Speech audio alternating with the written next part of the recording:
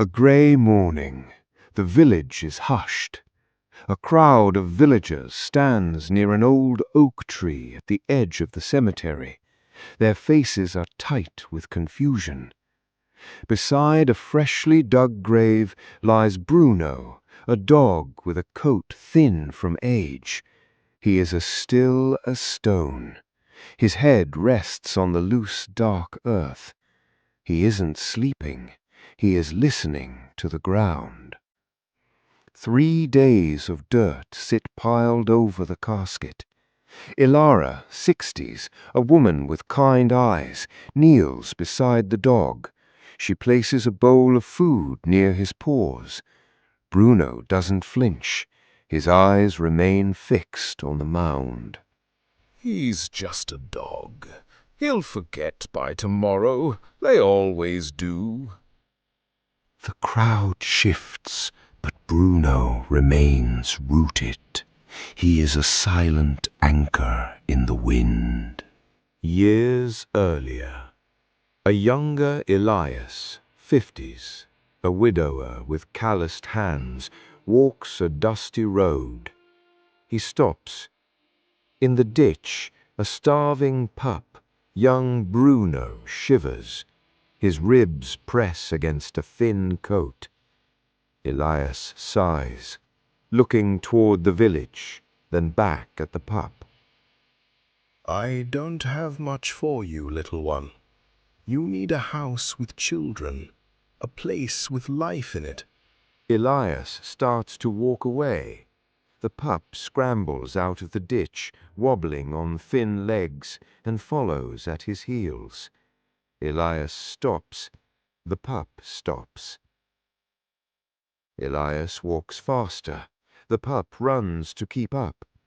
Elias stops again, looking down at the persistent creature. A small smile breaks through his beard. Go on now, shoo.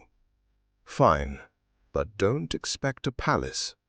Elias sits on his porch with a cup of tea. Bruno, now full grown and healthy, rests his head across Elias's boots. My father was named Bruno. He was a quiet man, didn't talk much, but he was always there when the work was hard. You remind me of him. Bruno looks up, tail giving a single heavy thud against the wood. The house is too big since Martha left, and my son, well, the city is a long way off. He doesn't have much time for an old farmer and his garden. Elias falls silent. The silence stretches, heavy and long. Bruno doesn't move. He watches the horizon with Elias, sharing the weight of the quiet. Years later. The room is dim. Elias lies in bed, breathing shallow. Bruno is curled at the foot of the bed. The breathing stops. Bruno lifts his head.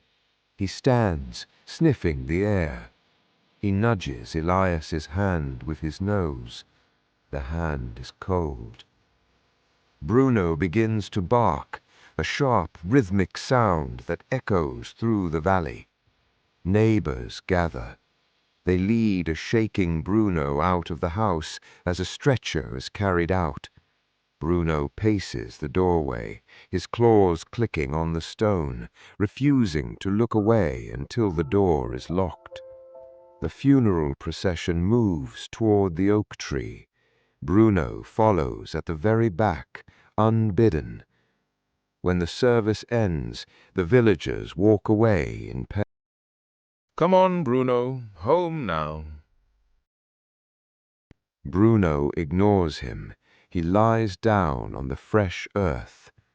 Rain begins to fall. A young farmhand, Jarek, 20s, passes with a lantern. He sees the dog, soaked and shivering, but still pressed to the grave.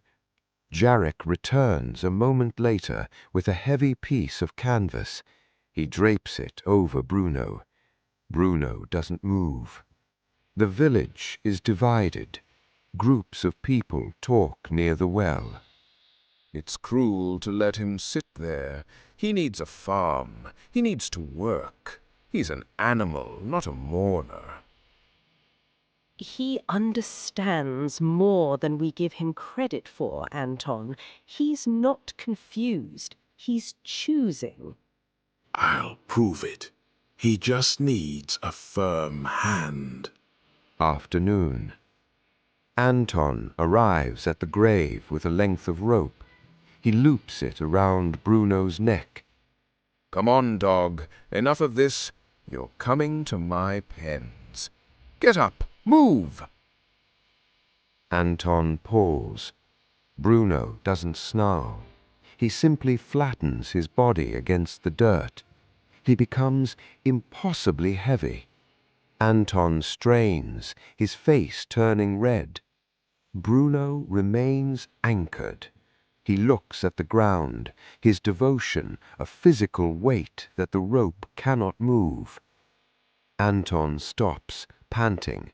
He looks at his hands, then at the dog.